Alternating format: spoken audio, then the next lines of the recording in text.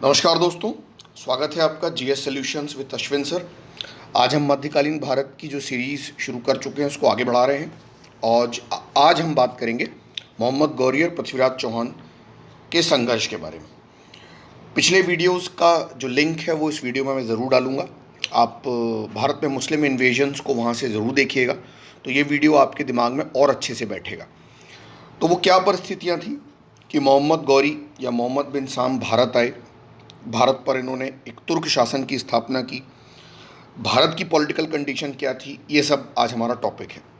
तो मोहम्मद गौरी, जिसे शहाबुद्दीन मोहम्मद गौरी के नाम से या मुइज़ुद्दीन मोहम्मद बिन साम के नाम से भी जाना जाता है, इनका जन्म हुआ 1149 एडी में। हालांकि गद्दी इनको मिली 1173 एडी में, 1173 में। 1206 तक ये भारत के आसपास के जितने क्षेत्र थे उन पर राज्य करते रहे और एक तरह से बोला जाए तो मुस्लिम राज्य के वास्तविक संस्थापक यही कहलाते हैं। अब इनके बारे में तीन पहलू निकलते हैं जो इनकी पर्याप्त जानकारी हमको देंगे। एक, इनकी पृष्ठभूमि भारत और गौरी वंश के संबंध में। दूसरा, पृथ्वीराज चौहान से मोहम्मद गौरी का संघर्ष। एंड तीसरा, मोहम्मद गौरी के बाद उसके उत्तराधिकारी भारत में क्या करते हैं। ये टॉपिक हम कंटिन्यू करेंगे दिल्ली सल्तनत में। तो चलिए टॉपिक को आगे बढ़ाते हैं। अब पृष्ठभूमि की अगर बात करें तो तीन पॉइंट निकलते हैं। Decline of Ghazni dynasty, Ghazni वंश का पतन हुआ। गौर वंश का इतिहास क्या था और भारत की उस समय राजनीतिक स्थिति क्या थी, पॉलिटिकल कंडीशन। हालांकि ये जो पॉइंट पृष्ठभूमि का मैं बता रहा हूँ इसमें से क्वेश्चंस ना के बराबर आते हैं, लेकिन शॉर्ट में हम इसको इसलिए डिस्कस करेंगे ताकि आपके दिमाग में एक सीरीज़ या क्रम बना रहे। अब महमूद गजनवी की मृत्यु के बाद ईरान, ट्रांसऑक्सियाना और कालांतर में खुरासान पर भी सेलुजक वंश का कब्जा हो गया। इस खुरासान को इन्होंने गजनी साम्राज्य से ही छीना था और सेलुजक और गजनी वंश में भीषण युद्ध शुरू हुए, जिनमें फाइनली जो महमूद गजनवी का पुत्र मसूद था वो हार जाता है और लाहौर की तरफ शिफ्ट हो जाता है। आप इसको अगर मैप में देखेंगे तो और अच्छे से समझ जाएंगे। देखिए, ये ईरान का और ये खुरासान का हिस्सा, ये पूरा ऊपर का ट्रांसऑक्सियाना का हिस्सा और यहाँ पर गजनी वंश।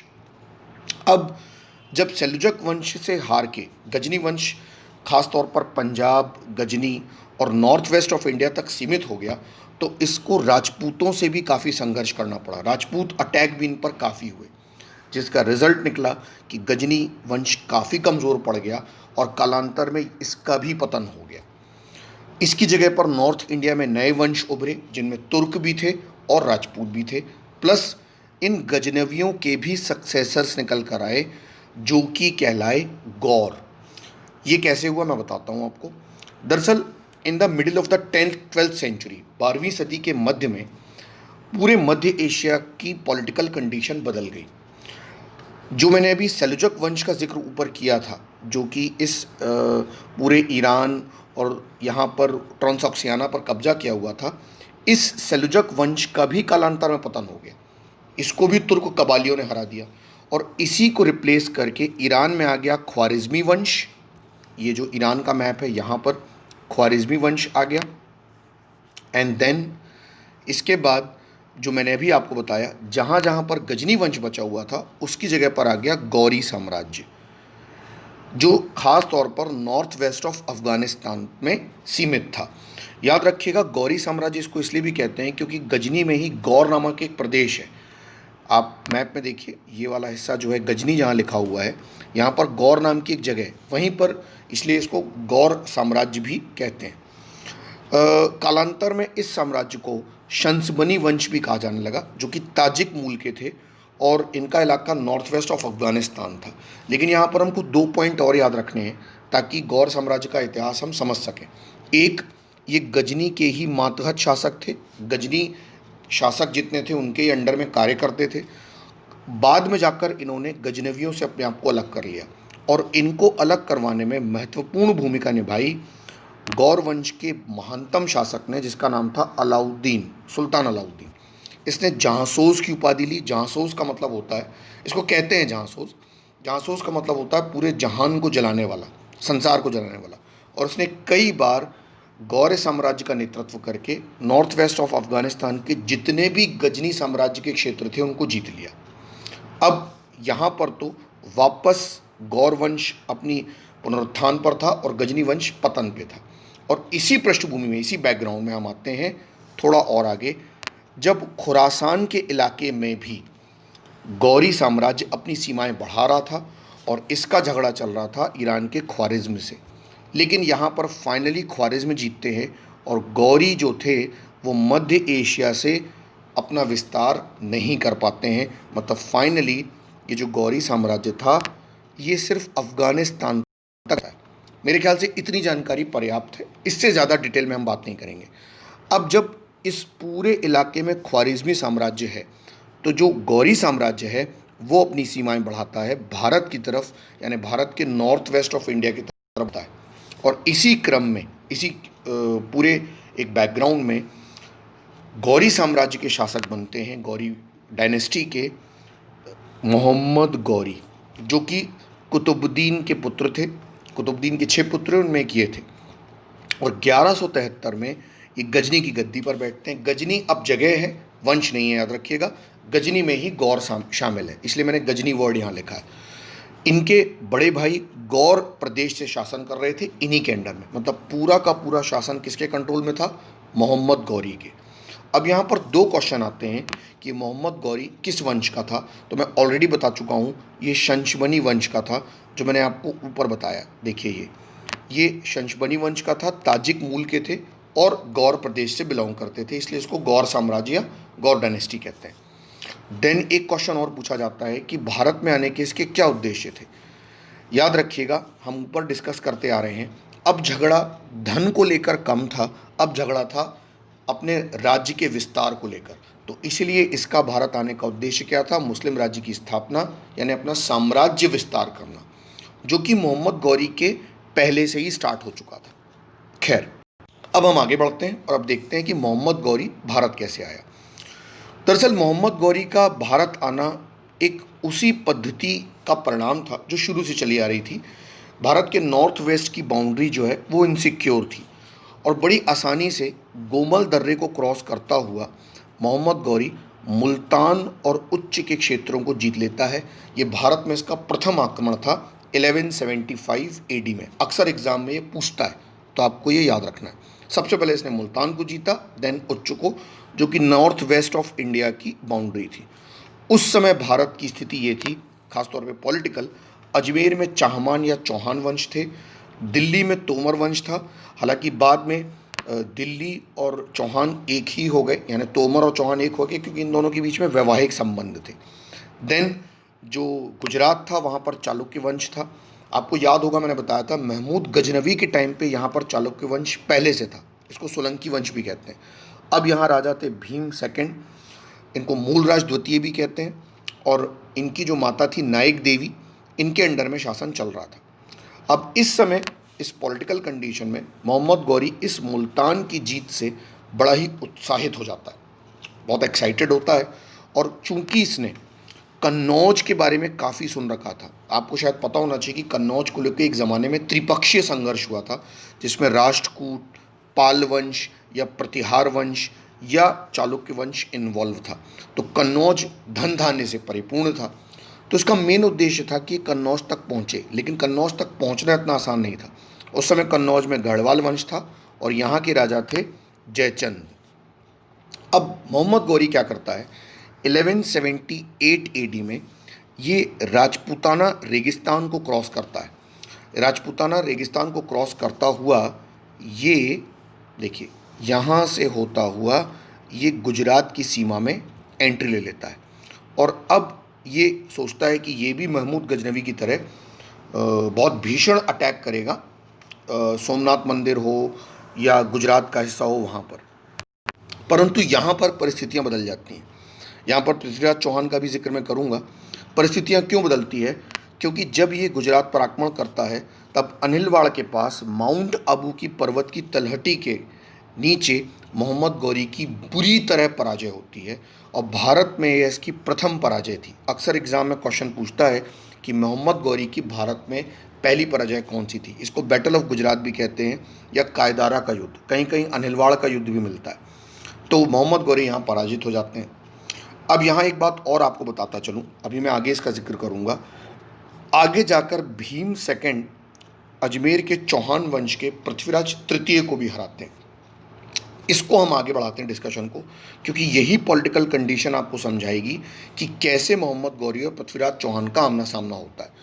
अब मोहम्मद गौरी जब यहाँ बुरी तरह हारता है तो वापस लौट जाता है मुल्तान की तरफ, और अब ये अपना जो आक्रमण करने का नया क्षेत्र ढूंढता है वो नॉर्थ वेस्ट ऑफ इंडिया को बनाता है।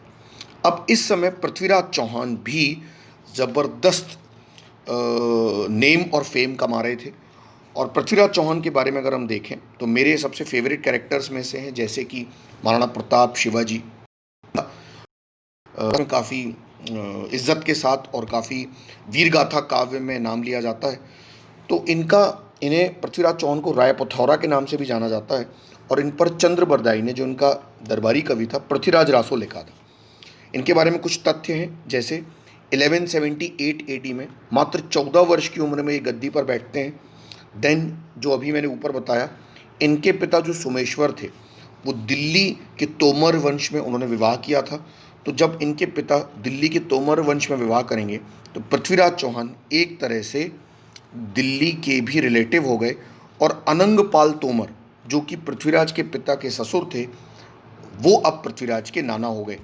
तो फाइनली जब ना सोमेश्वर रहे और ना अनंगपाल तोमर रहे तो अपने आप दिल्ली और अजमेर पृथ्वीराज चौहान के हाथ में आ गया। तो फाइनली ये पृथ्वीराज चौहान कहाँ से शासन कर रहे थे? अजमेर से और दिल्ली से। तो दोनों चौहान वंश के अंडर में था। इसमें एक चौथा फैक्ट और भी है, पृथ्वीराज चौहान इस दौरान अपना साम्राज्य विस्तार करने में भी लगे थे, और इसी क्रम में पृथ्वीराज चौहान क्या करते हैं, एक के बाद एक कई जगह पर आक्रमण करते हैं, जैसे कि गुजरात पर, कन्नौज पर, बुंदेलखंड पर और राजस्थान के कई प्रांतों में या कई क्षेत्रों में।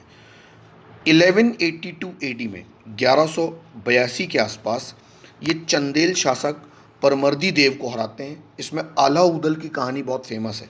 ये मैं आपको भारतीय इतिहास की प्रसिद्ध कहानियों में एक वीडियो बनाकर ज़रूर सुनाऊंगा। फिलहाल इतना याद रखिए कि 1182 AD में ये चंदेल वंश पर आक्रमण करते हैं और इसको जीत लेते हैं। हालांकि संपूर्ण चंदेल क्षेत्र को ये नहीं जीत पाए थे, और बस एक सिंबॉलिक जीत ये थी। इसके बाद ये 1186 AD में भीम द्वितीय पर भी आक्रमण करते हैं, लेकिन भीम द्वितीय इनको हरा देता है। अब देखिए पॉलिटिकल कंडीशन या सिनेरियो कैसे चेंज होता है। आप इस मैप को ध्यान से देखिए। मोहम्मद गौरी आया, इसको भीम द्वितीय ने हराया। पृथ्वीराज चौहान इधर आए, भीम द्वितीय से ये भी हार गए। तो अब पृथ्वीराज चौहान नॉर्थ वेस्ट की तरफ बढ़ रहे थे और यहीं से एंट्री हो रही थी मोहम्मद गौरी की। तो दोनों के बीच अब युद्ध अनिवार्य था, और फाइनली दोनों के बीच युद्ध की पृष्ठभूमि बनी फर्स्ट बैटल ऑफ तराइन को लेकर, यानी तराइन का प्रथम युद्ध। दरअसल झगड़ा तब बढ़ा जब नॉर्थ वेस्ट के पास एक जगह है तबर हिंद। इस तबर हिंद को आज की डेट में भटिंडा के नाम से जानते हैं, और इसी क्षेत्र को लेकर दोनों के बीच में झगड़ा बढ़ गया। और तराइन के मैदान में जो हरियाणा में पड़ता है, दोनों की सेनाएं एकत्र हुई, और 1191 AD में पृथ्वीराज तृतीय ने इनको बुरी तरह हरा दिया मोहम्मद गौरी को। यहाँ पर एग्जाम में क्वेश्चन पूछता है कि तराइन के युद्ध में कौन थे, पृथ्वीराज, पृथ्वीराज द्वितीय या पृथ्वीराज तृतीय? आप सर पृथ्वीराज तृतीय मार रहे हैं, क्योंकि जो चौहान वंश के हम पृथ्वीराज को पढ़ रहे हैं वो पृथ्वीराज तृतीय राय पिथौरा हैं। अब मोहम्मद गौरी बड़ी मुश्किल से अपनी जान बचाता है। एक खलजी घुड़सवार जो था वो इनकी जान बचाता है, और 12 महीने के लिए ये भारत को छोड़ देता है। इस दौरान पृथ्वीराज चौहान भटिंडा पर कब्जा कर लेते हैं और अपना डेरा वहाँ डाल लेते हैं। बट यहाँ ये नॉर्थ वेस्ट के प्रांतों के आसपास किलेबंदी नहीं करवाते हैं, और शायद इनका ये सोचना था कि मोहम्मद गौरी का ये जो आक्रमण था वो एक छापामार युद्ध की ही तरह था जो पहले से तुर्क करते आए थे। ये सिर्फ एक लूट के लिए किया गया आक्रमण था। लेकिन 1 वर्ष के पश्चात मोहम्मद गौरी पूरी तैयारी से लौटता है और अपने खास तौर पर दो बड़े वीर सेनापतियों के साथ आता है। इनमें एक था कुतुबुद्दीन ऐबक और एक था बख्तियार खिलजी। और तराइन के दूसरे युद्ध में 1192 AD में पृथ्वीराज चौहान को हरा देता है। यहाँ पर पृथ्वीराज चौहान के ऊपर आरोप भी लगता है कि वो राजकाज की तरफ से ध्यान नहीं दे रहे थे। ये आरोप गलत है, क्योंकि जब पृथ्वीराज चौहान को पता चला कि सेकेंड बैटल ऑफ तराइन होने वाला है तो उन्होंने उत्तर भारत के सभी राज्यों को एकत्र होने की गुहार की थी। हाँ, यहाँ पर एक व्यक्ति की अनुपस्थिति ज़रूर थी, जो इनका सेनापति था स्कंद। ये फर्स्ट बैटल ऑफ तराइन में था, यहाँ पर वो शायद उपस्थित नहीं था।